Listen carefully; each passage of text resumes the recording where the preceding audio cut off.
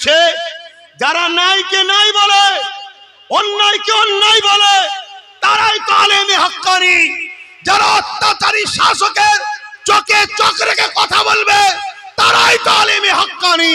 যারা গরিবের পক্ষে দাঁড়িয়ে, বিধবার পক্ষে দাঁড়িয়ে, এতিমের পক্ষে দাঁড়িয়ে, রাষ্ট্রের পক্ষে দাঁড়িয়ে, মুসলিমের পক্ষে দাঁড়িয়ে অত্যাচারীর বিরুদ্ধে লড়বে, তাদেরকেই বলা হয় আলেমে হাক্কানি।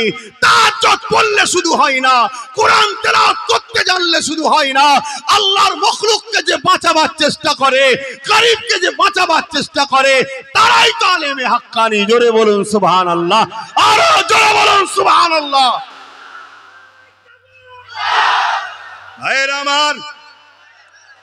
ভাইরা আমার মন দিয়ে শুনুন, আজ আমাদের ঘরে ইসলাম থেকে অনেক দূরে সরিয়ে দেওয়া হয়েছে।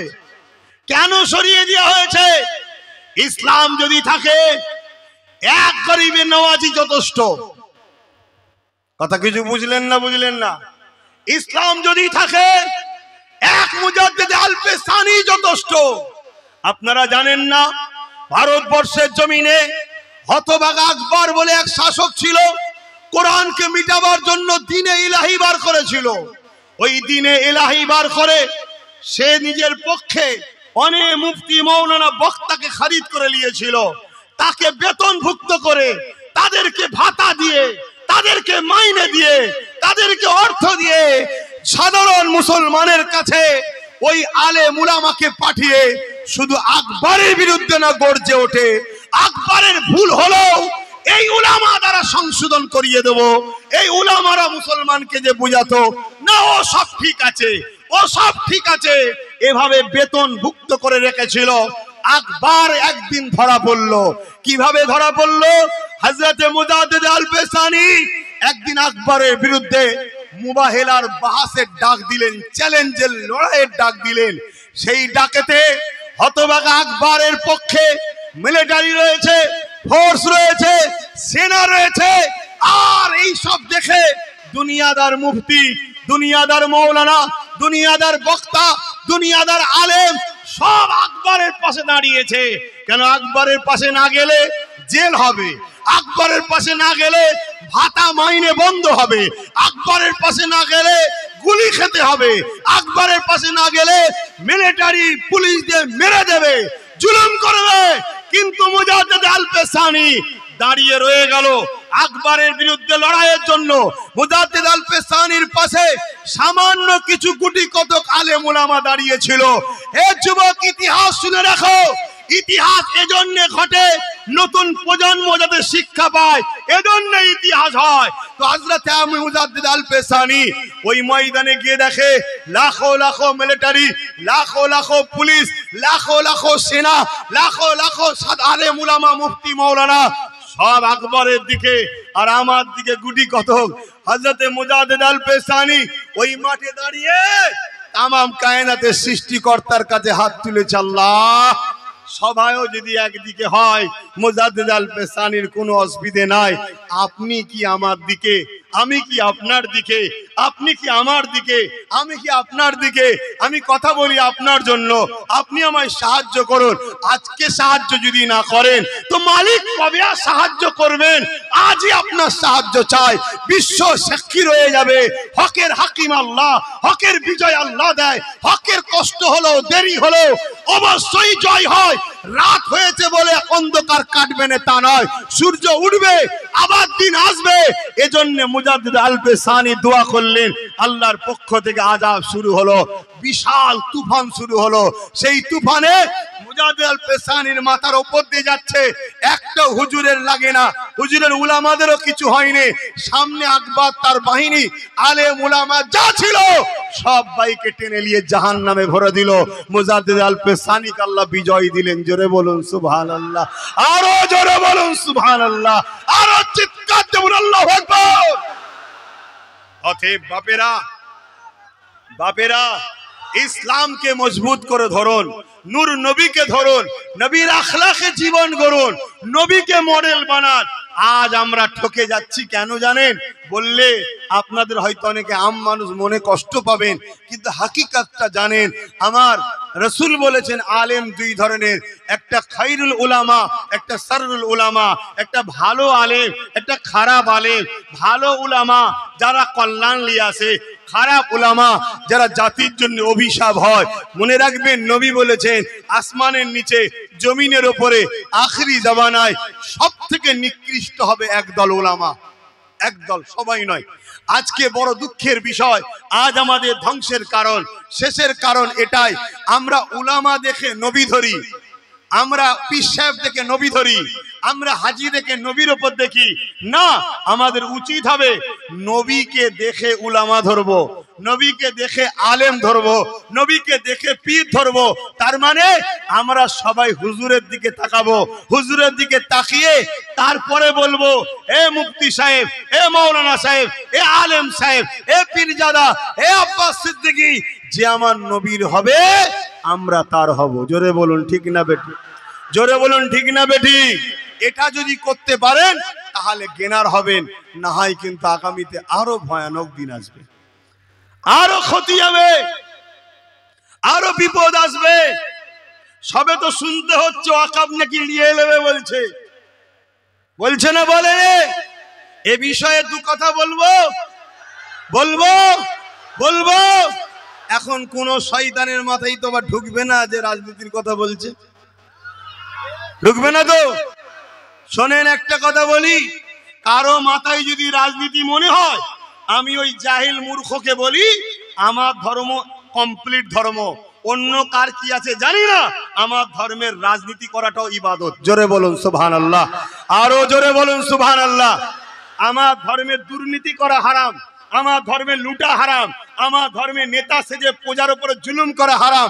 আমার ধর্মের রাজনীতি মানে রাষ্ট্র ও জনগণের গোলাম, সেবক, খাদেম। জোরে বলুন সুবহানাল্লাহ, আরো জোরে বলুন সুবহানাল্লাহ। হযরতে মাওলা আলী শেরে খোদা নাম শুনেছেন না? কোন প্রজা যদি পেটের জ্বালায় চুরি করে, প্রজা পর্যন্ত কোন প্রজা যদি পেটের জ্বালায় চুরি করে, হযরতে আলী বলছে চোরের হাত পরে কাটবে, আগে ওই এলাকার নেতার হাত কাটো। কারণ নেতা যদি প্রজাকে ঠিকভাবে খেতে দিত তাহলে চুরি করতো না। শুনছেন তো নাকি? এই রাজনীতি ইসলামে চলে। লুটে লাও, মেরে লাও, কেড়ে লাও, খেয়ে লাও, গরিব বানাও, ভিখারি বানাও, আতু দেবো, পিছু পিছু ঘুরবে, এটা ইসলামে হারাম। শুনছেন তো নাকি? ওটার পক্ষে আমি নেই ভাই, ওটার বিরুদ্ধে, ওটা মিটে যাক, এটা আমিও চাই। বলুন আল্লাহুম্মা আমিন। তো আমি যে কথা বলছি, দ্বিতীয় নম্বর কথা, কেউ যদি বলে রাজনীতি বলছে, আমি তিনাকে বলবো বন্ধু, যারা রাজনীতির পাওয়ার দিয়ে ধর্মের উপরে আঘাত দিচ্ছে তাদের ঘরেও বলেন না রাজনীতি করছিস করে যা, ধর্মলে মাথা মারছিস কেন? কি বলা দরকার আছে না? নাই, এটাই তো দরকার তাদেরও। তুই রাজনীতি করতে এসেছিস, রাষ্ট্র সেবা করবি, রাষ্ট্রবাসীর নিরাপদ দিবি, শিক্ষা, স্বাস্থ্য, কর্ম, বাসস্থান।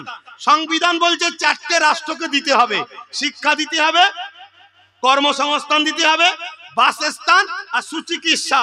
প্রত্যেকটা ভারতের নাগরিককে 140 কোটি ভারতীয়কে দিতে হবে, এটা সংবিধান বলছে। তুই এই গুণের বিষয় মাথা মান না। কি করে দেশের উন্নতি বাড়বে, কি করে ডেভেলপমেন্ট হবে, কি করে দেশ তারাক্কি পাবে।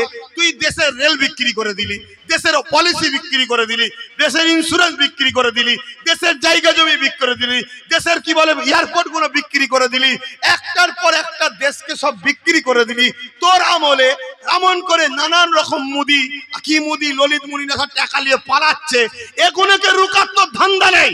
তুই শুধু কি করে কাজ, কৃষককে শেষ করব, কি করে হিন্দু মুসলমান লেগিয়ে দেবো, কি করে মুসলমানদের মসজিদ মাদ্রাসা ভেঙে দেবো, এটা কি রাজনীতি লোকেদের কাজ? তুই রাজনীতি করছিস না শয়তানি করছিস? তাহলে আমাদের মতো উলামাদের ঘর তো বোঝাতেই হবে। কি গো ভুল বলা হচ্ছে? হযরতে আব্দুল আজিজ মুহাদ্দিস দেহলভী নাম শুনেছেন না শোনেন না? তিনি ফুরফুরাওয়ালাদেরও মুরব্বী, দেওবন্দীদেরও মুরব্বী। আব্দুল আজিজ মুহাদ্দিস দেহলভী রহমাতুল্লাহ আলাইহি, তিনি বলে সর্বপ্রথম ইংরেজদের বিরুদ্ধে লড়াই করা ফরজ, চলো উলামারা, তিনি প্রথম ফতোয়া দিয়েছিলেন। কথা বুঝে আসছে? তাহলে মাতৃভূমির যেখানে ইজ্জতের ব্যাপার আসবে, সেখানে কথা বলাটাও তো ধর্ম। জোরে বলুন সুবহানাল্লাহ। আমি কারো ধর্মকে ছোট করছি না, কারো ধর্ম নিয়ে কোনো আলোচনা করতে চাইছি না, কিন্তু গর্ব করে বলছি আমার ইসলাম বলেছে মাতৃভূমিকে ভালোবাসাটাও নেকি ও পুণ্যের কাজ। জোরে বলুন সুবহানাল্লাহ। আরো জোরে বলেন। এ উলামা ভাইরা একটু সাক্ষী দেবেন, যদি ভুল বলি ধরিয়ে দেবেন। আমার নবীর মাতৃভূমি হলো মক্কা। আমার নবীর মাতৃভূমি কি? মক্কা। আমার নবী মাতৃভূমি মক্কা শরীফ। মক্কাতে যখন নবী আসলেন, মক্কাতে বড় হলেন, কিন্তু আবু জেহেল উতবা সাইবার অত্যাচারে 40 বছর বয়সের পর নবুয়তের এলানের পর নবীকে মক্কা ছেড়ে ইয়াসরিব মদিনায় চলে যেতে হচ্ছিল। ওই সময় নবী পাক সাল্লাল্লাহু আলাইহি সাল্লাম, যিনি আমাদের মডেল, তিনি নিজের মাতৃভূমি মক্কার দিকে তাকিয়ে তাকিয়ে চোখের পানি ফেলে কাঁদে আর জবানে বলে, মক্কা আমি তোমায় ভালোবাসি, মক্কা আমি তোমায় ভালোবাসি, মক্কা আমি তোমায় ভালোবাসি। উম্মত তো সেই যুবকটা, উম্মত তো সেই বাপটা, উম্মত তো সেই মা বোনটা যে কিনা বলবে ভারত আমি তোমায় ভালোবাসি। কেন? নবী আমার মডেল। নবী যদি বলে মক্কাকে ভালোবাসি, প্রত্যেকটা নবীর উম্মতকে বলতে হবে ভারত আমি তোমায় ভালোবাসি। জোরে বলুন সুবহানাল্লাহ। আরো জোরে বলুন সুবহানাল্লাহ।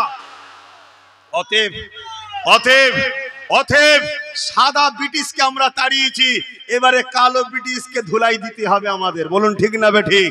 কেন? মাতৃভূমির সওয়ালের ব্যাপার যখন আসবে তখন মাতৃভূমির পাশে দাঁড়াতে হবে।